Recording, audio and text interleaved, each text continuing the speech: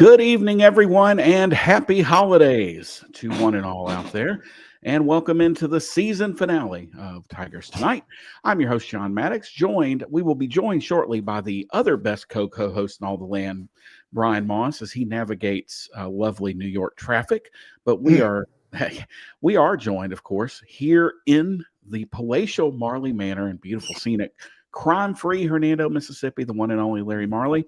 Mr. Marley, first of all, happy birthday. Second of all, Thank you. how are you? I'm good.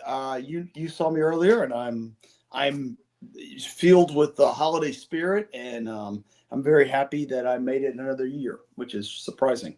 To be honest. It was a hell of a year for all of us. It was. We were talking, to put it in football terms, man, we were up 35-7 going into the fourth quarter, and then with about 2 minutes left in the third, the wheels kind of fell off there, and we fumbled and pick six and kick return and fumbled the kickoff, and here we are. We're down 42-35 driving. It's almost like we're Rutgers football. Anyway, that's a whole nother story for another time. So on to happier news, although, again, happy holidays to everyone. Hope you had a Merry Christmas, a Happy Hanukkah, and here's to 2025, which will be here in a week, which is almost unfathomable. But it's been a while since we've gathered together here around the computer screens. But before we last met, Memphis beat West Virginia by a final score of 42-37 in the Frisco Bowl. Larry, before we get into numbers too much, your thoughts? Well, so sort of like our year, Memphis got off to a really hot start. And, you and I are texting sort of at a certain point, it got to, and I don't know if it was the 17-7 or if it was 28-14. One of those points we were texting and we was like, okay, does West Virginia really care at this point? Like, we're going to test whether they want to be here. And I think that they showed that they did. West Virginia came back, to their credit, pushed Memphis.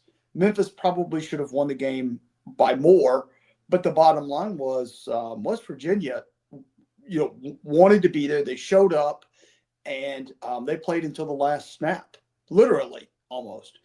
And I was impressed with West Virginia's. They had a good game plan. I was impressed with their everything, not including their defensive line, which I did. Their defensive line was okay. That's not to disparage anybody, but I'm just saying that was, to me, I watched that game and I was like, okay, we could run the football on them. And Seth was never really pressured that much. So and I think that was the bottom line. If you look at the stats are they had more, West Virginia had more time in the session, they had more yards, but they had the 2 turnovers. And Memphis was able to run the football, and those 2 things was what won the game for Memphis.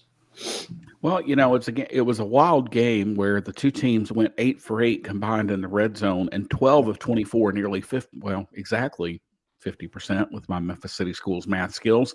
Right. On third downs, West Virginia 2 of 3 on fourth down. They ran 20 more plays than Memphis. Memphis only ran 56 plays. That's some pretty damn good efficiency when you can get 42 points out of 56 plays. No surprise here. It was kind of Seth's going away party, although he, ends up only tying the AAC record for most passing touchdowns. Seth was 18 of 26 for 294 and 2 scores. Garrett Green on the other side was as advertised. He was 29 of 40. 328 yards, 2 touchdowns, but that 1 critical interception. But Green also rushed for 7 carries for 95 yards. And, we talked about that with, I believe it was Keenan. We talked about that with him. The one thing Memphis couldn't do, the one thing Memphis couldn't afford to do was let Green kind of cut loose on the outside and get in the open field. And his credit, he did it. And, it was just another case where Memphis just felt like a half step behind on that all night long, where, the play would break down and there was no contain on the outside, and Green just took advantage of it. If you take Green's numbers out of it, Memphis limits West Virginia to right at 3.5 or right at 4 yards a carry. Right. But this was not one of Memphis's better rushing performances either. They Right. ended up with just 180 yards, and Seth is your second leading rusher, 8 carries for 61 yards, including a long of 23. Greg DeRosier, just 2 carries, 48 yards. Brandon Thomas, of course, had the touchdown, 2 carries for 4 yards, but just 17 carries and 70 yards for Mario Anderson. But he also had 22 yards in the receiving game. But boy, Rock Taylor and DeMar Blankenship, between the two of them, 236 yards on 9 catches. And, Blankenship had that 89-yarder that should have been a touchdown. And, it just wasn't to be for Seth to get that record. But, man, and just 5 receivers. So this was a weird game for Memphis because usually – they've got 8, 9 guys catching the football, just 5 in this game. And if you take Brandon Thomas's, although he had 12 yards on that catch, you take that out, you've got just 4 guys that caught the passes, which again, very unusual for Memphis. And you look over Hudson Clement for West Virginia was just, that dude's a monster. 11 catches, 166 yards, but did have a crucial drop. Gallagher, Wow. 2 touchdowns, and that was a critical drop he had. But they had 8 receivers catch, the 2 touchdown passes. But again, Larry, the thing that came up, the Tigers turned West Virginia over, and we said pregame that was the key: is could Memphis turn them over, and they did twice. Right, and of course the critical one at the end of the game where they got the interception. If you watch the game, the difference in that game again was our ability to run the ball in crucial situations, which has been a struggle for us. When we got 3rd and short, we were able to run the football on them. And which I thought you mentioned something interesting. DeRosier only had 2 rushes. One of them was for a 46-yard touchdown. I didn't understand why he didn't get the ball more. Did he get injured? I didn't. So I was partially watching the game as I was traveling. But I thought he was going to play a really crucial part. He did early, and then they kind of went away from him. But I thought it was interesting. But anyway, if you want to think about the future, DeRosier, and his speed, I thought, we saw a lot of the seniors, and they were really, you and I talked about this, how we lost all 3 of our main wide receivers. They're all gone. And because Blankenship is declared for the draft, I guess people already know that. And you've also lost your 2 tight ends. So, I mean, you're really starting from the beginning, right? Next year, trying to figure that out. But I thought it was a great end of the year. Memphis was very efficient, and they did what they had to do, especially defensively. You talked about the turnovers. Don't dismiss the fact that we forced them into a 4th down turnover as well. They went forward on 4th and didn't get it and gave us a short field. And I believe that was when DeRosier had the long touchdown. So that's sort of almost like a 3rd turnover, right? We saw that in UTSA where we did that. So, yeah, and almost had another one early. You remember, I think it was either the first or second play of the game where Greg Rubin dove in and knocked the ball. I think it was Rubin knocked the ball loose, and Memphis just couldn't get on top of it. We're going to get into the down and dirty of it later, but actually Anthony Lanphier will be back this coming season because of the Diego Pavia ruling where junior college players will get another year. I've got opinions. I've got some thoughts on all that, but yeah, so 42-17 Memphis, or 37 Memphis will certainly take it. As we always say, you had to remind me, you count the ones on the left versus the ones on the right, and you just go on about your business. And so Memphis, for the second time in school history, 11 wins on the season, 11-2.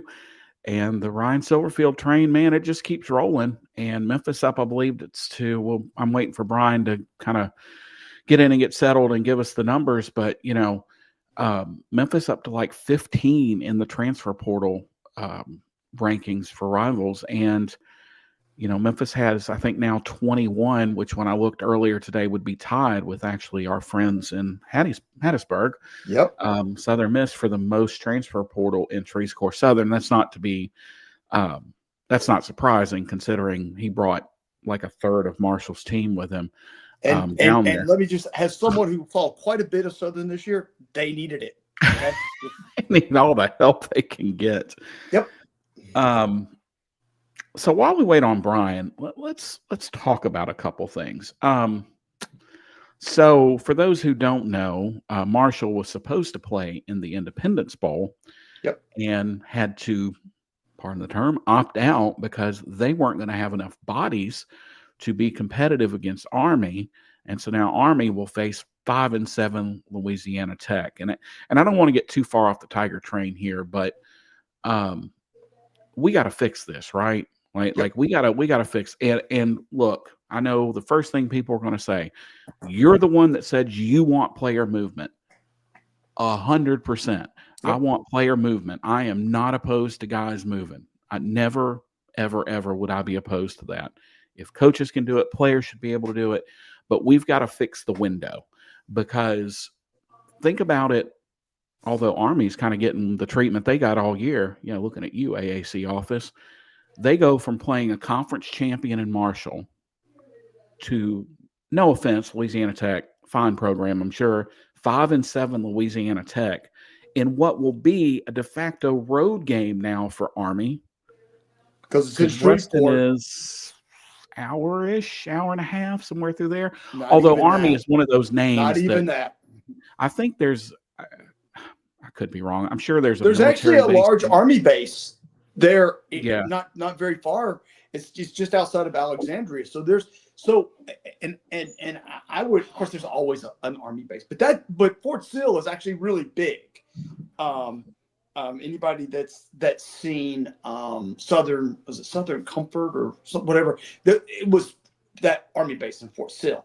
Anyway, so you're right, John. Like, this is going to be the window. You and I kind of talked about this at lunch. The window's got to change. We've got to change the window to either after all the bowls are over or something like that, right? After the championship, whatever. But we've got to change the window so that these guys, and I was actually going to talk about this too. This was a thing you and I talked about. We've seen this year way fewer opt-outs, way fewer. And I think that's because, a lot of the teams are still playing, right? So the top 12 are actually there. So where you were seeing the opt-outs was where, you had guys who didn't make the top 4, right? They weren't in the top 4. And they were just outside of that. We saw that with Florida State last year, right? Well, now those guys are really there. So outside of that, you're not seeing a whole lot of opt-outs. We didn't have any opt-outs. And I just think that that's sort of been fixed. Now we got to fix the portal side of it. Because there are 5,900 kids, I think I saw in the portal. Right. And I'm a guy that's will always be rule number 1, secure the bag, and when you have doubts with rule number 2, refer back to number 1. 100% of the time, I will die on the hill. Players should be able to earn what they can earn and move as much as they want to, because guess what you and I do? Yep. When we don't like our job where we are, we move somewhere else. And if you don't think that playing college football is a job, that's a whole other you hadn't done it. Then that's but we got to fix the window. And right. I don't care how you do it. A couple of my thoughts are, when your team is done, you can transfer, but that penalizes the good teams because the bowl season stretches now from December the 14th. When's the national championship game? Like February, second or third week of January, third week of January. So you can't really do that. So now that you've removed the NLI, you've removed the national letter of intent, it doesn't matter anymore. So you have that February signing day. Again, Bryan would have to give all the details because that's out of my wheelhouse. But let's say you open the portal. That sounds so grand, doesn't it? We open the portal January the 17th through February 1st. and you move signing day to the 15th. So, and then, you said earlier you have to have a post spring portal as You well. do, yes. Let's say May 1st to May 1st to May 30th or May 31st. How many ever days are in May? So those are your portal months. So now coaches have June, July, August to know what their rosters are going to look like. You protect the bowl games as much as you're going to. I do think, though, if you do see that portal window pushed out, you probably will get a few more opt-outs because let's be real, guys are scared of getting hurt. And I get it. I mean, some of these guys, especially, if you are not going to be, if you are not projected top 3 rounds, you need to play because you're not losing Right. yourself money. But, let's look at this from Mario Anderson's perspective. Mario could go the first day. I don't think he's a first round guy. He's your running back. But I think he could go second, third round. I don't think that's out of – I haven't seen the big boards or anything. I don't know who's earned themselves more money this year, him or Rock. I know they have both made themselves quite a bit of money, and possibly Demir Blankenship too, although his size is going to be his issue at the next level. That's his problem. But we got to fix this because, and the reason Marshall is in the state Marshall is in is because when coaches leave, you have the portal is automatically open for 30 days. That is nonsensical to me to be in the midst of portal season and the portal be open when the coach leaves. So I just think you have to move that portal to January. I don't see how, because it's not sustainable for bowl games. If you're going to have NIL, you're going to have player movement. It's not sustainable. And it's not, let's be real, it's not fair to the bowl games. It's not fair. What's happening to the Independence Bowl isn't fair. That's not good for them. It's not good for football. It's no reward whatsoever for Army, who, despite what we've all said and joked about, not playing I don't think they played outside of Navy, which wasn't a conference game. I don't think they played anybody that's finished in the upper half of the conference except East Carolina. Well, now they played Notre Dame, but they, of course. Well, I'm talking about in conference. But, so they basically got a free pass to the championship game. Yep. But still, they took care of their business, did what they were supposed to do, and they get to the Independence Bowl, which was going to be one of 2 bowls that matched conference champions against one another. Right. And Marshall drops, so now as Army, you go from being able, all right, well, let's show who we are against a peer conference champion to now again. And I'm not slighting Louisiana Tech. They had an okay season. Louisiana Tech's fine program, but to go from playing Marshall to playing Louisiana Tech, that's a bitter pill to swallow. And the next question is going to be, well, why didn't Memphis want to jump in that spot? Well, Memphis had already committed. Right. And as we've talked about ad nauseum, Memphis had no interest in playing after Christmas, just none whatsoever. That was their thing was, if they're going to play after Christmas, they wanted to play a power team, a good power team. Like that was, I was told multiple times from people that Memphis had talked. I think they were even offered the bowl in Fenway, the Fenway Bowl. Yes. They were offered that, and they just said no. We're not doing that. And they were offered a couple of other things, and they just Frisco was Seth could be at home, right? It was a homecoming for him, and they got to play West Virginia, which they wanted a power opponent. And there was just a lot of pluses. It was before Christmas. It was one of the earlier bowls. They didn't have to quit practicing. They would just sort of roll right into the bowl. And it was great. Like they literally got done, and the kids got done with school. They had the bowl, and then everybody went home. And I'm going to add one more thing. I think that is also why Memphis is number 15 in the transfer portal, because they could concentrate on the transfer portal and recruiting guys. Yep. And I don't think that's something. I think that's, if there's one thing, like you and I have bashed Silverfield a couple of times, more than once. Okay.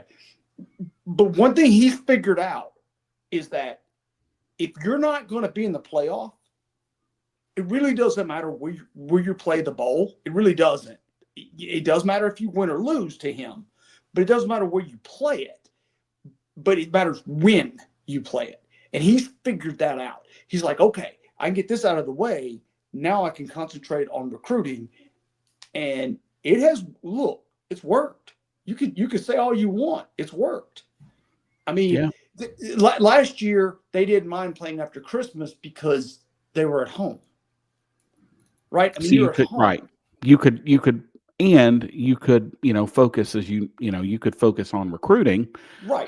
because you didn't Because you have don't to have to travel. leave. Yeah. There's Right. no, oh, we got to go here for bowl week. Well, you're home. So Memphis today, I mean, the portal was, when we said that the portal was going to be hopping after the bowl game, and buddy, we weren't kidding, and it continues today.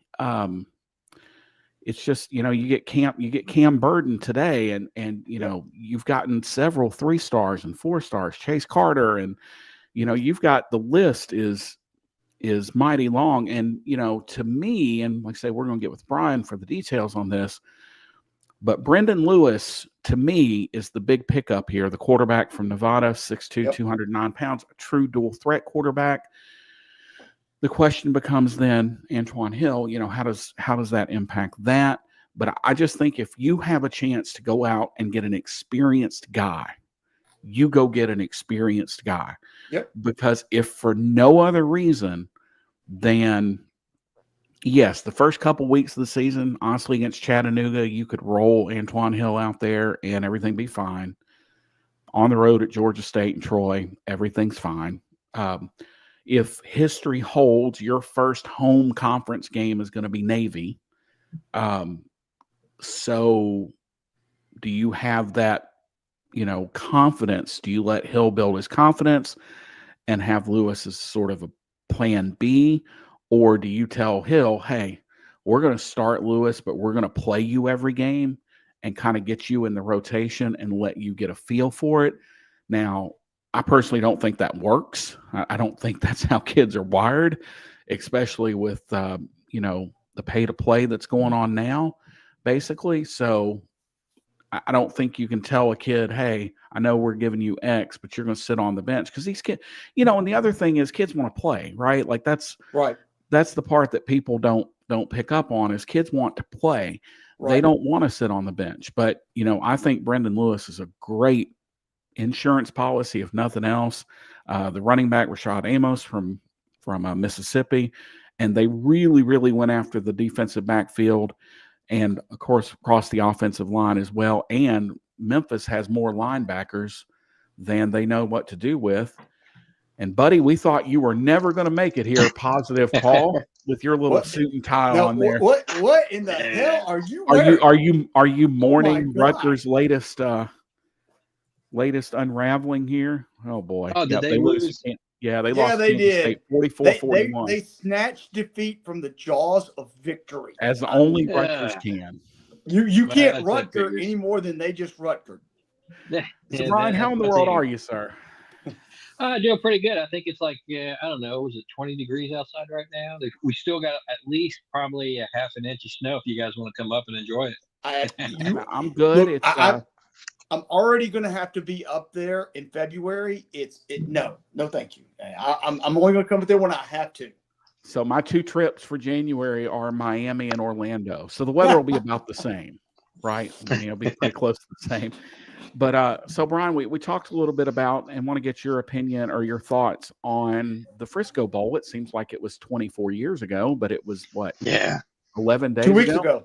2 weeks Yeah. ago. So want to get your thoughts on what you picked up from the game.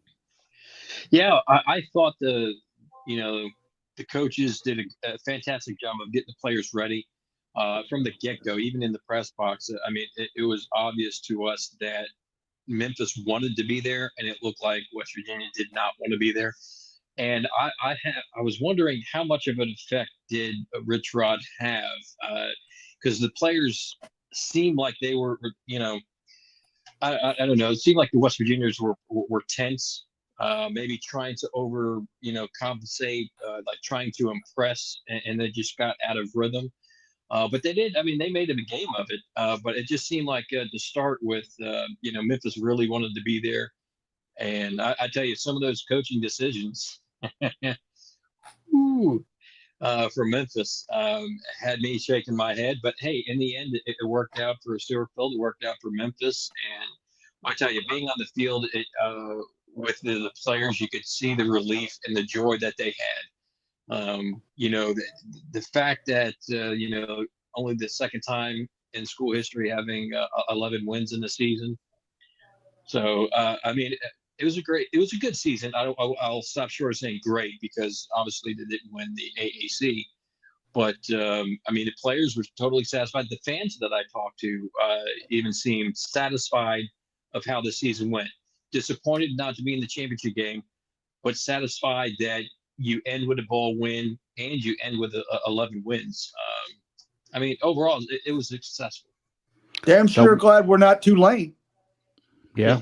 Yeah. And, I just say, and I do get it's complicated bit, right? Like I do understand that. And I think I wrote about this because I do think, but I also think that Memphis winning will have people feeling differently than had Memphis lost against West Virginia. I think going out because only 40 other teams get to do that. Get to say we won our last game of the season. I think it's 40. It may be 42, 3 now with the playoffs. I don't know. But only a little over 40 teams get to say, hey, we finished strong. We finished with a win. And to Larry's point, if you're Tulane and you're John Summerall, you are probably on the verge of the North Carolina job. And then Memphis breaks you. I don't think there's any doubt about that. Memphis broke Tulane. And Vance is right. This was a season of injuries too, because week 1, you lose who the entirety of the offense was built around, which was Sutton Smith and his talents. And the response is, well, you had X number of weeks to change your game plan. And that's all well and good, but that's just not how it works when you literally build an entire offense around a player. But then you lose Greg DeRosier. And to me, that was the big loss. Is you lose him for 6 weeks, 7 weeks of the season, maybe even 8 or 9 weeks. So you lose him for the middle. And you don't have that speed back to complement your hammer. God love Mario Anderson and Brandon Thomas, but they are not speed backs. They are put the foot in the ground and go. And you just, and you miss DeRosier in the passing game too. That's the other place you miss him. Because you saw how Memphis played when DeRosier came back. It was a totally different offense. He's a home run hitter. Had their confidence, and it seemed like the offense had their confidence back. Well, so if you go back to the Tulane game, how we spread them out. We talked about this the week after. We were able to spread them out, get him in space. That's something we didn't have. So you had Blankumsey. If you look at the UTSA game after we lost Blankumsey, you basically had Rock and Colby, and you couldn't get the top off the defense, and you had no one. You couldn't space, anybody. You couldn't get them in space. Once you got DeRosier and he can beat you to the outside, he can bring his own blocker. He gets to the corner and he can beat you to that spot. Well, now all of a sudden you got guys that are spreading out. And now that makes the runs up the middle. That's what I said before you got here, Brian. One of the things that we saw in this game was that in the spots that we needed, Memphis ran the football very effectively, especially on 3rd and short. And that's something that we really haven't seen until the Tulane game. Well, UAB before that. But we were able to do that, to spread them out and run the ball effectively. And I'm just telling you, next year we'll have 2 guys that can do that, but you still need the hammer. You got to have the guy that can run between the tackles. And that's, so to me, that's where we'll talk about next year. But I'm just telling you, like, you saw the athletes, once you got DeRosier on the field, man, that changed that offense completely. And they looked, to John's point earlier, very efficient because they could dictate the pace. Whereas without that guy, you can't do that. Yeah, right? And the other thing that DeRosier does is he frees up Rock, because now or Demir, you can't just lock down the most interfered with receiver in college football, Rock Taylor, you've got to respect, again, and it's spacing and it's spreading guys out. And, that's something Memphis just couldn't do without. I think if they could have kept DeRosier for the season, you could almost withstand Sutton. But I don't think people really know how dynamic of a player Sutton Smith is. They do. But they've forgotten. You could have lost him, but when you lost both of them, you lost your two home run hitters out of the backfield. That makes it really, really difficult to play. And Memphis kind of cobbled things together, and thank goodness they had the stretch against not so great teams to get to win number 11. I thought West Virginia, once they got behind, I thought they put up a fight. I'm so tired of hearing about Rich Rodriguez. God bless him, wish him the best of luck. But Bryan, good Lord, you didn't have to hear them slobber all over him for 60 minutes. Again, glad he's going home. Good coach, but man, just got tired of hearing. Is he a good coach? I think he's a really good coach. I think we'll see. I think both he and Scott Frost have learned very, very valuable lessons. That Scott, I can't remember it now, but Scott Frost had a great saying about that. Something like "on your way to happiness." Nobody ever tells you to be happy where you are, and that's 100% true. And I just think you don't get the chance to go back. And two guys, I was trying to think back. This has to be the first time in a very long time that two guys have gotten to go back to their old job in such good graces. But I thought West Virginia, once they got behind, put up a fight.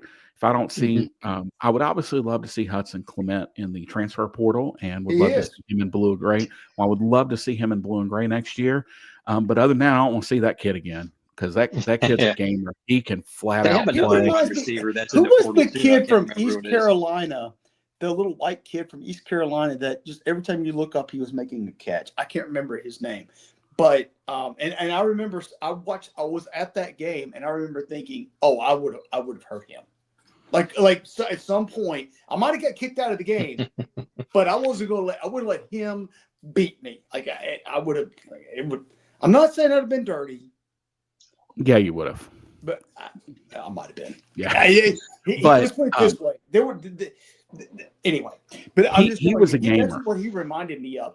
And man, when he dropped that pass in the end zone, I thought that was the turning point of that game. I thought, and it was the easiest catch he had of the night. Right. Like that was the easiest catch he had, because his first touchdown pass was just absurdly good. So again, 11-2, and I think, people will look back quick.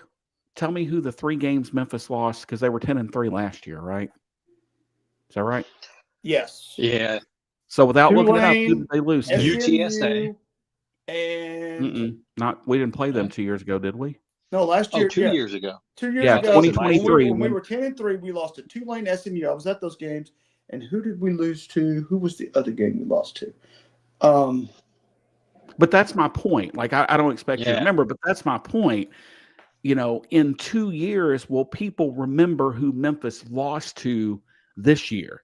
And no, they will just look and go, man, Memphis 10-3, 11-2, and Lord willing and the creek don't rise, 13-0 next, whatever that looks like. Right. You're like, holy cow, Memphis has really put it together here. Longest streak in the nation of scoring more than 20 points a game. They're over 40 games now.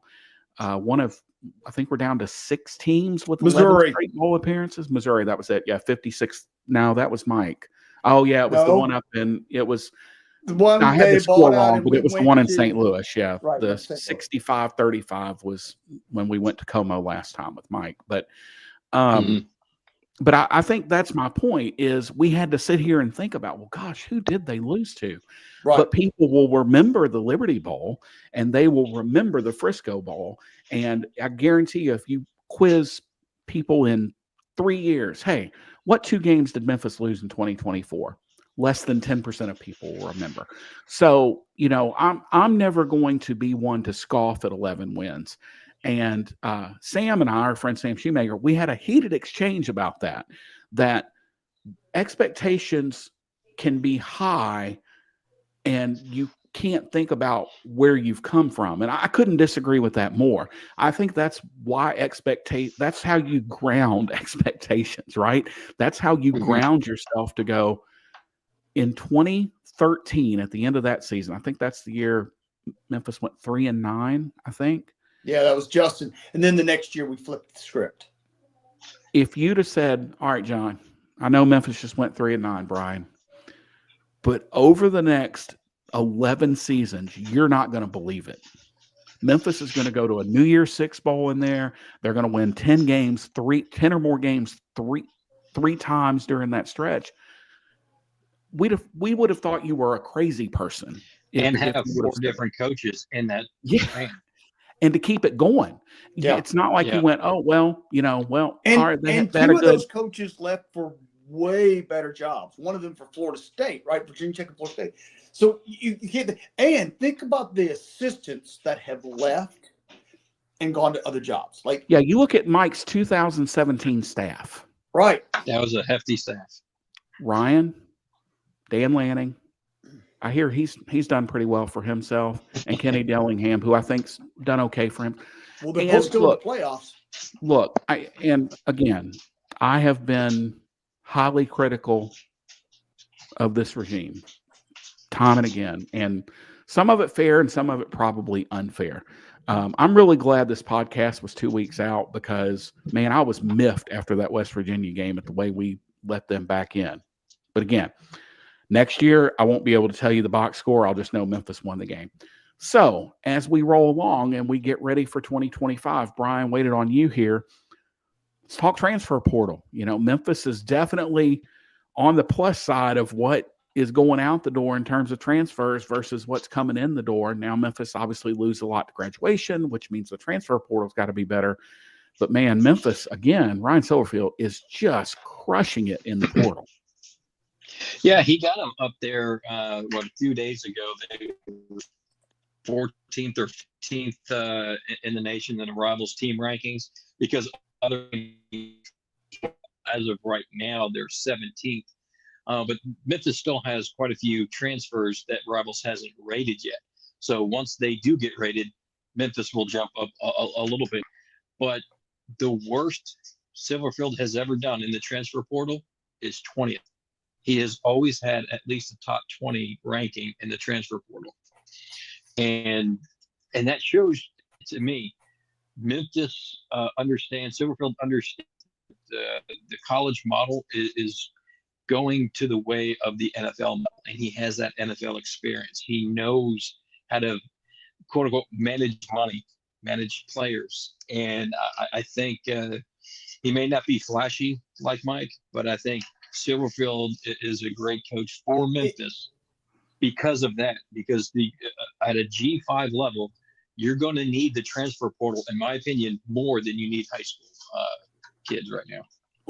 Larry, you sure Bryan wasn't sitting next to us at lunch today? And that's what I was going to say. So we're talking at lunch, and one of the things that I said was that the college game sort of came to Ryan. He was not. If this was 10 years ago, I don't know that he would have been successful because he's a great recruiter, but I don't know if he's what a quote unquote developer. But what he can do is as you put it, Bryan, he manages a roster as well as anybody, maybe in the country. And I guess what I'm asking you is this: how do you, as you see recruiting now, what is the difference between recruiting a high school kid and recruiting out of the portal? The portal, you have experience. You have college experience. And I hate it for the high school kids because if you're a high school kid, I was thinking about this today. You really have 2 tiers of high school kids, kind of like college ready. College ready kids are not coming to Memphis. They're going to the higher end. They're going to the Alabamas and stuff like that. Right. So 10 years ago, Memphis could get a college ready kid. Now the college ready kids are not coming to Memphis. So what Memphis has to do, what Silverfield has to do, that he has to look at the 1B, 1A college. I mean, you could play in college now. 1B is developing kids. So, like, the wide receiver that I think is going to break out next year, who we haven't even seen yet, Keondae Henry, the 4-star kid that he got, didn't see that. I don't think he saw he may have a couple of snaps, but, he didn't see any significant playing time this year, but he will next year. In my opinion, I think he's going to be the new Rock Taylor. So, but the transfer portal, Memphis needs a quarterback. I mean, I know he has experience of, I don't want to say he lucked out with Seth, but when you look at history, how many true freshmen at group of 5 level have come in and has been as successful as Seth has? He's the only one to start for 4 straight years. The only one in the country. Doesn't matter. Group 5, P5, doesn't matter. I just you don't see that very often. So, but I mean, credit to Sealfield. He saw him, he recruited him. Yeah. And look, we were there, and we know, like, he picked Seth over, the big 4-star recruit. I know he was hurt and all that, but even after the fact, he stuck with Seth, even though we all there's a hill I'll die on. Seth never really, he never really grew the way that say Brady White grew as a quarterback, but he never regressed. He never got worse. His numbers got better every year until this year, right? So to that point, like, you have to give Silverfield credit. I mean, he kept re-recruiting Seth every year, and that's not to be undersold, right? Because Seth probably could have gone for a bag somewhere last year, right? Yeah. And I don't know what that bag would have looked like. Even 2 years ago, he could have. Right. Yeah. So you got to give it to Ryan for this. Like, he stuck with that, and he ended up proving that how he did this, how he built this, was not necessarily around Seth, but with consistency. And here's what's going to be interesting. So, and I know John's not giving away anything what John's about to do, but he's got a freshman that's coming in. Does he do that again? Now, and I'm not asking a question here. This is just sort of a put this in your brain. Is he gonna go that route again? Is he gonna pick a freshman, go with it, and go, this is my guy? I'm interested to see. Or is he gonna go with a? Because remember, if I had to pick right now, I would say remember no. The first 2 years under Seth, we were 6-6, right? We never could win those close games. And then Seth turned the corner. Well, not Seth, but the team turned the corner. And then we started winning all the close games. Is he going to be willing to go back to that, freshman, can't quite win the close one? That's just if that freshman outplays Brendan Lewis, who's coming over from Nevada. Yeah. If that 4-star quarterback, or Arrington Maiden, who's on the team now, redshirted this year, if they outplay Lewis, I see Silverfield having no problem. What about the Hill kid? You've got that's two what we're talking 4-stars. about. AJ Hill, the 4-star. I just forgot his name for a minute. Yeah, so if Hill or Maiden come in and outplay Lewis, I think Silverfield has proved that whoever plays the best in practice, that's who's going to play. I mean, stars or anything like that, forget about all that stuff. The hoopla, forget about that. If you're a freshman and you beat out, upperclassmen, like, I know it was, he was hurt, but, push came to shove, even before he got hurt, Hennigan outplayed Grant Gunnell. Yep. And we were hearing that. I wasn't really believing it, because I'm like, really? I mean, Gunnell, I'm thinking, more experience, but but people were saying in practice, this Hennigan kid is really outplaying Grant now, and don't be surprised if he starts. And I mean, that's what happened. So yeah, give it to Silverfield. If you're a young kid, if you're a freshman and you outplay, you're going to play. And I think that's where the NFL model comes into play a little bit here is, I've never understood this fan mentality of, well, he's just playing the kid he likes. The kid he likes is his job is dependent upon who he plays. It's not about who he likes. He's got to put the best player out there. Now, we can likes to win. Right. He needs to win because, let's just call real. I think Ryan enjoys it here, but Ryan wants to get somewhere else. And Ryan ain't going to get anywhere else by playing a kid that can't play. Like that's just not how this game works. But I think back to the whole freshman thing. I will say that the season starts very favorably for you to roll a freshman out there with Chattanooga, at Georgia State, and at Troy. Now, as our friend from WWE, Lord Jim Ross says, that next week, business picks up when Arkansas comes to town. So I think at worst, Brendan Lewis is an insurance policy, but the reason I like picking him up is he is the first true dual threat guy we've had. Gosh, I can't remember. Maybe Kenton Evans. Like I'm going back. You got to go back. I'm just going back. Like Lewis is a dual threat, and I think Hill is a dual threat as well, a true dual threat.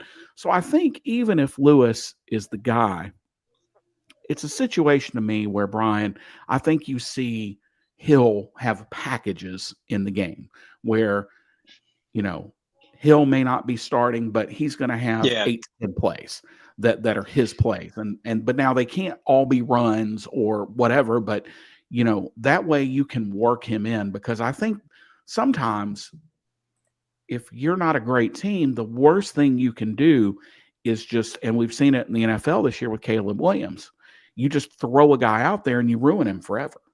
And what you can't do is you can't start Hill and pull him. Yeah. If you're going to pull anybody, you start Lewis. And then if Lewis struggles or when you feel like Hill's ready, you just have to be upfront with guys and say, look, here's where we are. There are 3, the staff was high on Maiden. Like, they recruited him. Of course they want him around. But there are 3 guys, and it's going to come down, like you said, Brian, who plays the best, because this staff has shown that there's no favoritism, that if you can play, you will play.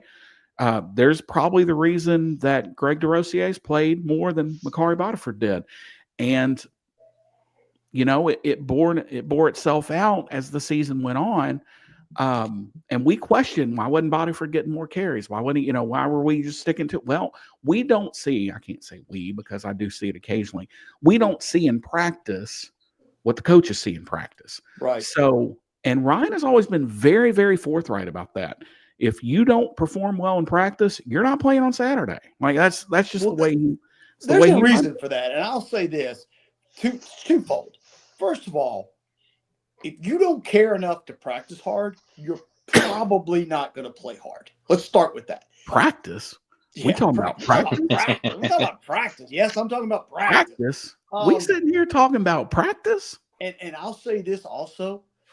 The other nobody knows who practices harder than the other players.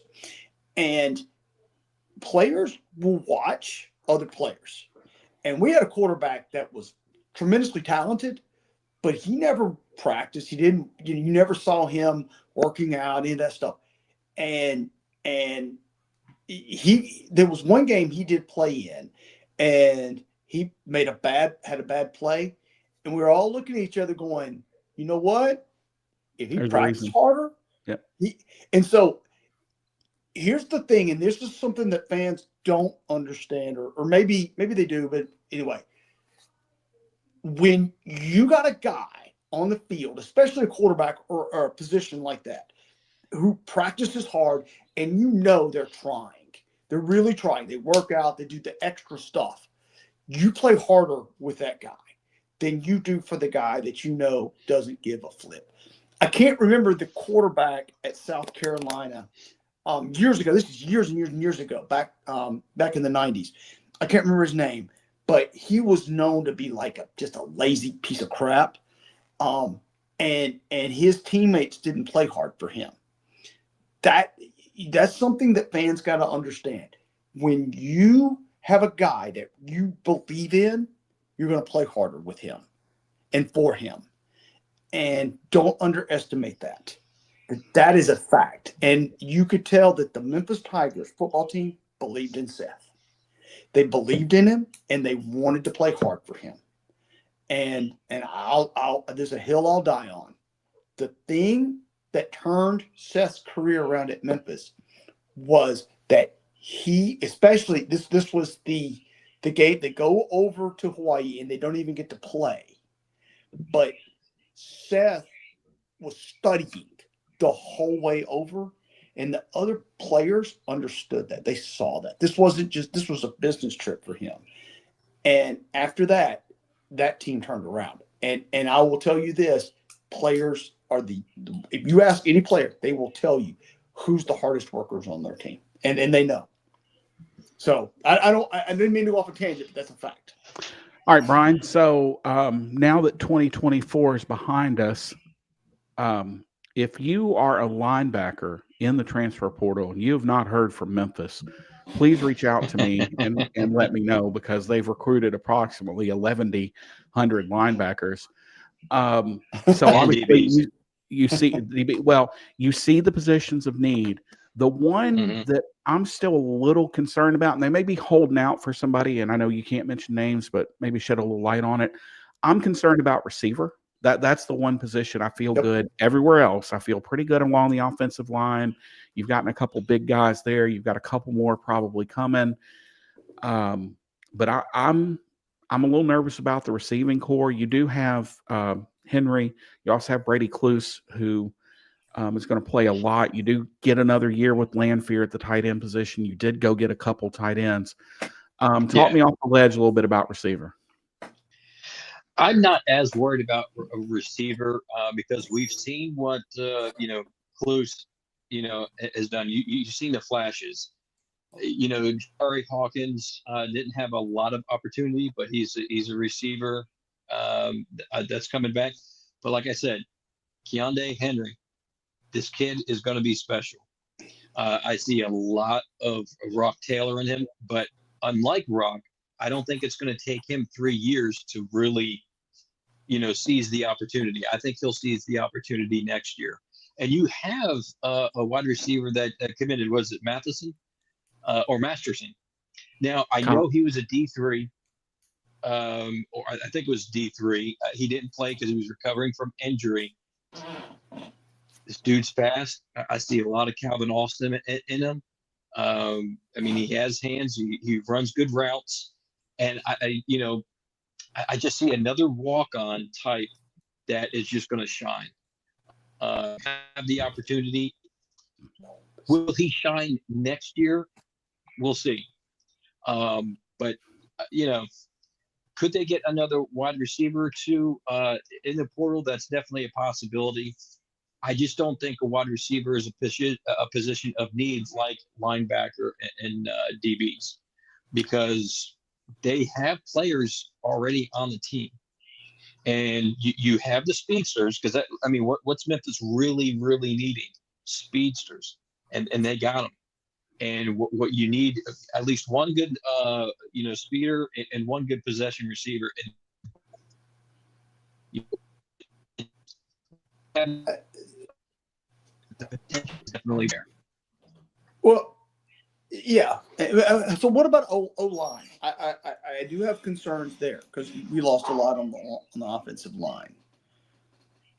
Yeah, it is. I don't think Xavier Hill. He's a starter that comes back, but That's it. And Chris Adams. That's it. You have. I think and Adams we also started lost. I think we. Brian, correct me if I'm wrong. Didn't we not lose 6 or 7 total? Like off the it's up there because you lost Gamble, you lost Gildahouse, Holler. Breland's coming back, so there's your left guard. Left tackle is back next year. Your left guard is back. You're going to have a new center, and you're going to You have lost both your a new centers, didn't you? You lost You both lost your both centers. guys yeah, off your two lost deep. both Yeah. centers. Right guard, you lose your starter, but the backup comes back, and your right tackle is back. I really like the Parker Peterson kid. I know. I mean, he's a redshirt freshman. I mean, I mean, dude is what 6'7", 280. I mean, he's very athletic. I really hope he gets his time to shine. But he just, I mean, he hasn't got that time. So obviously, Chris Adams and Jalen Nichols have beat him out. Xavier Hill, you're not going to unseat him. So I think Peterson will get a look, but he'll definitely be in the 2 deep chart. And they recruited kids, on the offensive line. They go look at the portal game. Oh, Austin Gentle.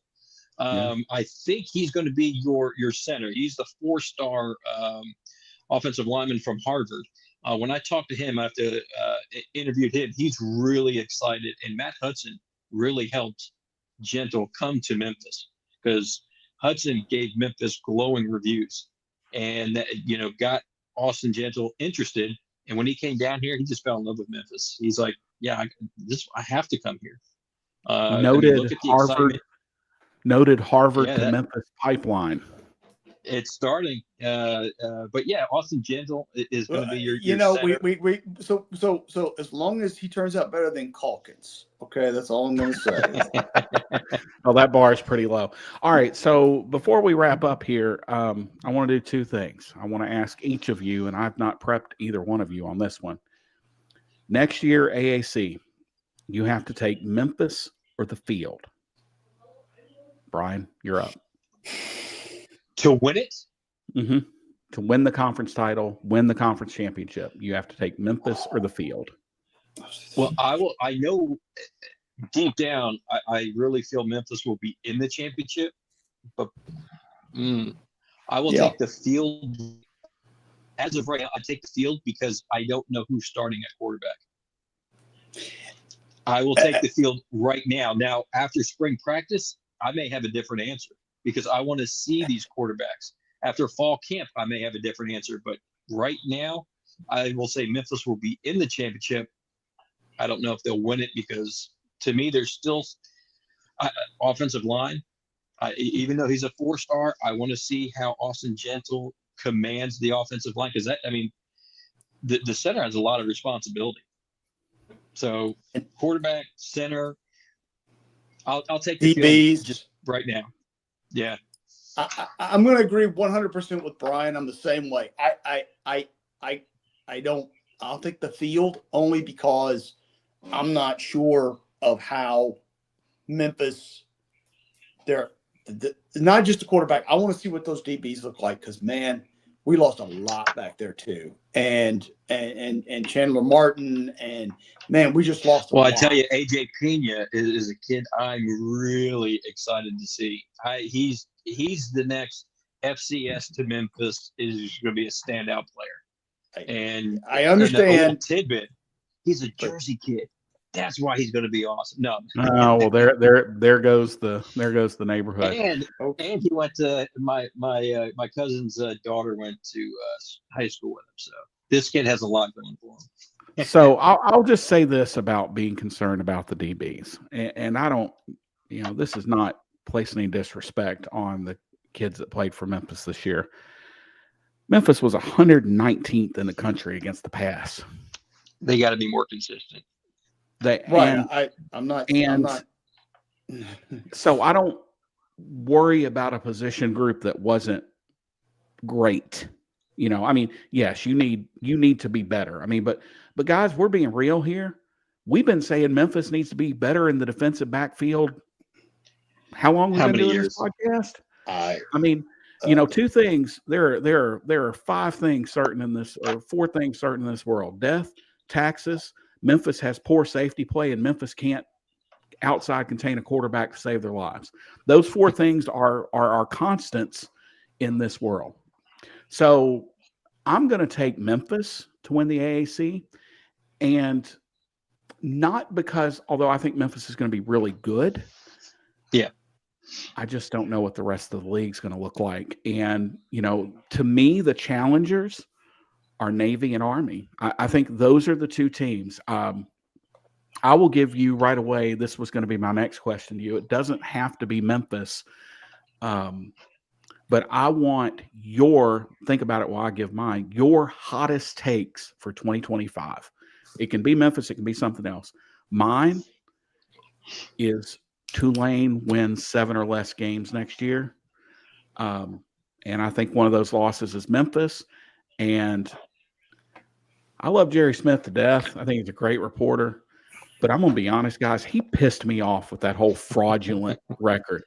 And I know the Memphis staff hears this. I know they listen to this in some shape. Somebody in that building listens to this because somebody made the comment, "Oh, I hear everything," which was a pretty funny comment. But when, I said this about Boise State for a long time when they had their great run. Y'all are 1-7-5 season away from people forgetting about you. And I feel like, when you lose your top 3 quarterbacks, buddy, and talk about overpaying, Darren Mintz is a fine quarterback, but holy cow, Duke is paying way too much money for him. So, Larry, since I started with Bryan for the last one, I'll start with you. What is your hottest 2025 college football take? So the first one is this, that there will be 2 G5 teams in the playoffs next year. And I know. And the reason I'm saying this is because if you look at the teams that did not go to the Pac-12, but then you've got the Pac-12 schools now. So, and those are technically not they're part of the G5. So I think you're going to have 2 next year. You're going to have one either because Boise's moving, right? Boise's moving to the Pac. Not next year, 26. Okay, you're right, 26. Okay. But regardless, you're still going to have 2. You're going to have 2 next year. And then the next one, you already stole my Tulane one. But as far as Memphis goes, Memphis will be in the conference championship next year. I don't know that they're going to win it, but I think they do. They finally bust down the door and get to it despite having a complete changeover. And I want you guys to think about this. After Peyton Manning left, Tennessee won the national championship. I'm not saying that, and I'm not saying that we're going to win the national championship or anything. What I am saying is you can lose a generational quarterback like that, but the team still has momentum. And I think you're going to see that next year with Memphis. They still got a lot of momentum. But yeah, you stole my Tulane one. Tulane, and I'll go even hotter than that. Tulane does not make a bowl next year. So Bryan, you heard it. Larry has publicly stated on December the 26th that Memphis is going to win the national championship next year. Publicly on the record. All right, Bryan, what about your hot takes? My hot take will be next year, Mike Norvell doesn't last the season.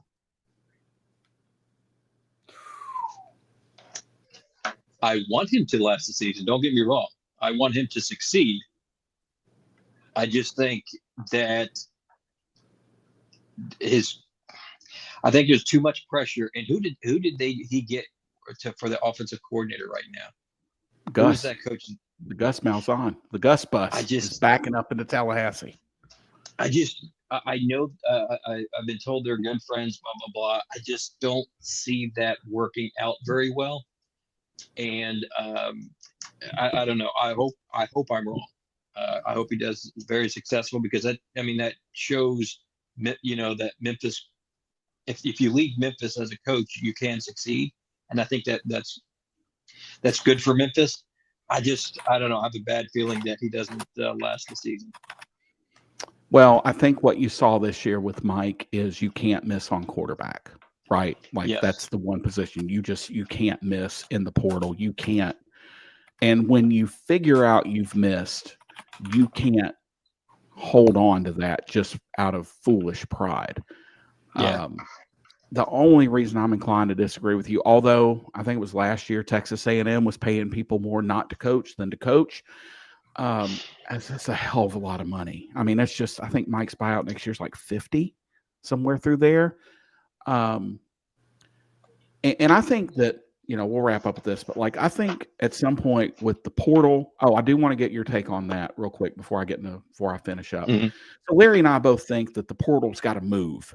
We got to figure out something different with the Yes. portal. It's got to move. And, my take on it is, I don't even remember when the national title game is this year, but the Monday following the national title game to the end of January, because signing day is not relevant anymore because the NLI is gone. So you could Yeah, even it's not. say Yeah. January 17th to February 16th, and then the month of May. Those are your portals. Those are the days that you can enter the portal. Because I think, again, I want to get your opinion as the recruiting guy. Like, we've got to do something. I don't know how to fix it, but we got to fix it. Yeah, it's the way it is right now because you have players. I mean, because as a coach, if you need players to play, aka Marshall, you're in a position. All right, this kid's going to the portal. Am I going to be the coach that says you're in the portal, you're gone, or am I going to be the coach? I need bodies on the team so I can field a team. It put coaches in a bad spot, and it puts players in a bad spot. Because I mean, there are players that I've read articles where the kid is like, I want to play the bowl game, but if I play the bowl game, which is past December 28th, then I miss Right. that opportunity to Right. start somewhere else. And that's not good for the player either, because yes, I want to be with my teammates, and yes, I want to look somewhere else to start next year because I'm not going to be starting at my current, team. It's just a bad situation all around, and I think it should be changed sooner rather than later. I mean, the NCAA showed that you can make on the spot decisions like this JUCO, decision. So Right. just go ahead and change it. But I'm with you. Let it be the month of January, the whole month of January. Realistically, the teams that are still in the CFP are not losing starters to anybody else, through the portal. Like Ryan Williams, he's the first player that popped in my mind from Alabama, is not transferring out. Thank you, Duncan, for your second appearance tonight. Ryan Williams is not transferring out 3 weeks before the national championship game. He's just not going to. So even if somebody were leaving Georgia, or I'm just going to use them, if somebody were leaving Georgia, it's going to be a second or third string guy that knows he's not going to play going forward. Yeah. So you're not hurting the integrity, but what you're doing now is not only are you hurting kids, you're killing bowl games. Because think about the Independence Bowl. You were going to have two conference champions, one of two bowl games have two conference champions. And again, I know people are taking this as I'm talking bad about Louisiana Tech, and I promise I'm not, but they're not Marshall that won Conference USA. And so now Army's reward is, hey, you went through the grind of the AAC, won that title, won that title. Your reward should be something more than 5-7 Louisiana Tech. Now, that's not a knock on Marshall. Marshall did what they had to do. They weren't going to have enough bodies to compete. Like they were going to have to play the equipment manager. Like they had a mass exodus. My thought was combine the Southern Miss and Marshall teams and go down and play. But so they couldn't play. So now you've cost the Independence Bowl money. And I think where you're going to see this, I think we probably make it another year with the portal window being where it is.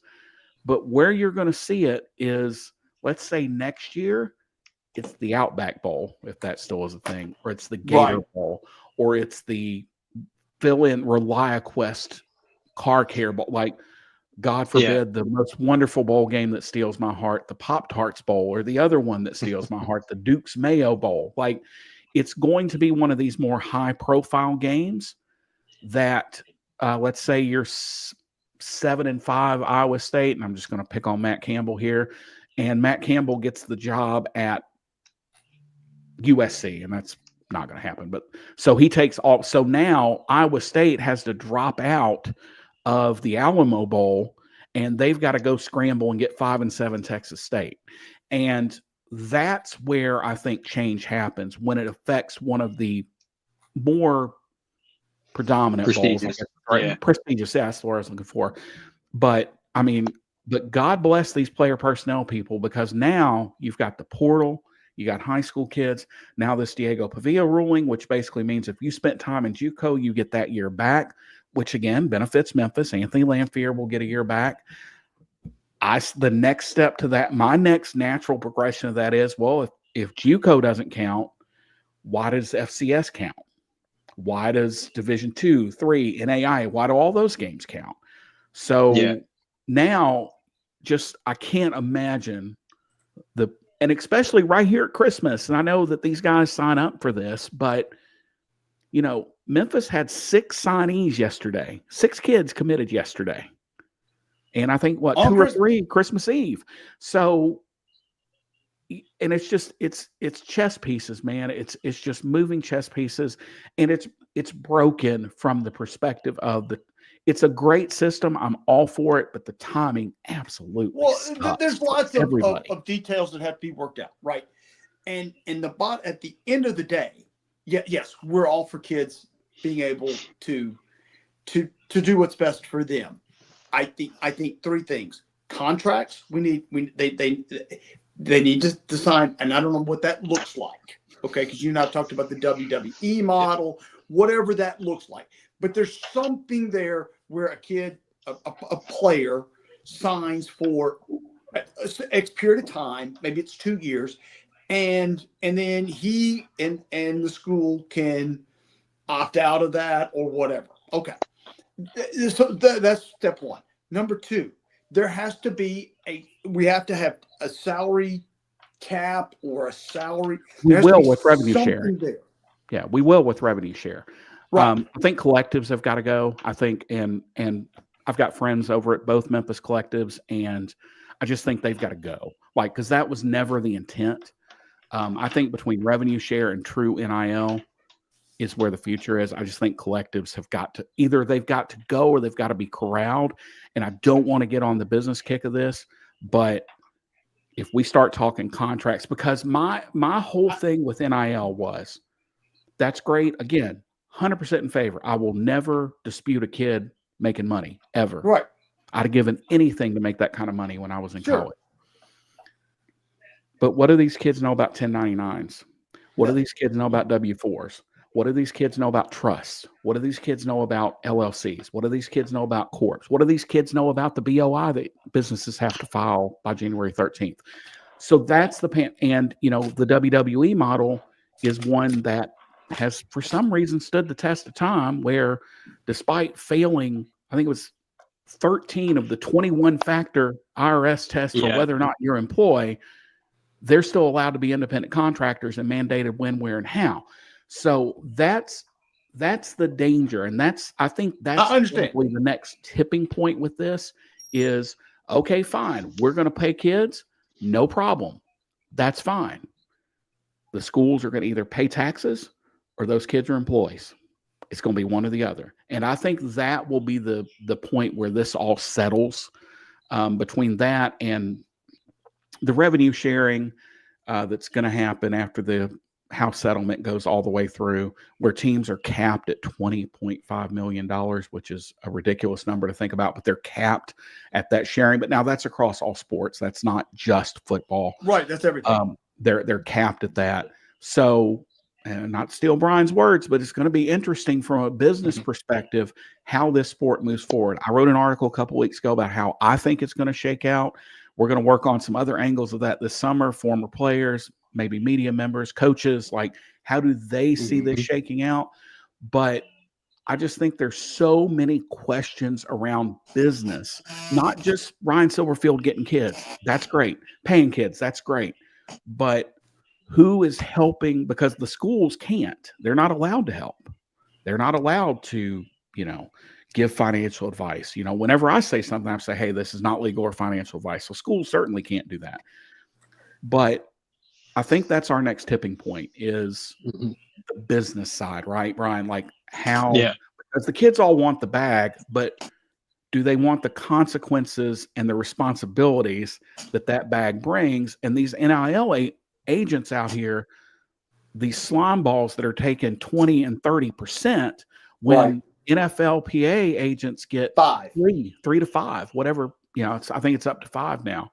So who's giving these kids advice, not from a transfer report, but from a money perspective? Right. And I just think kids are chasing the bag, which I'm cool with, but we've got to fix those two things. We've got to fix the collective side of things and the wild, wild west, and we have to fix this portal window.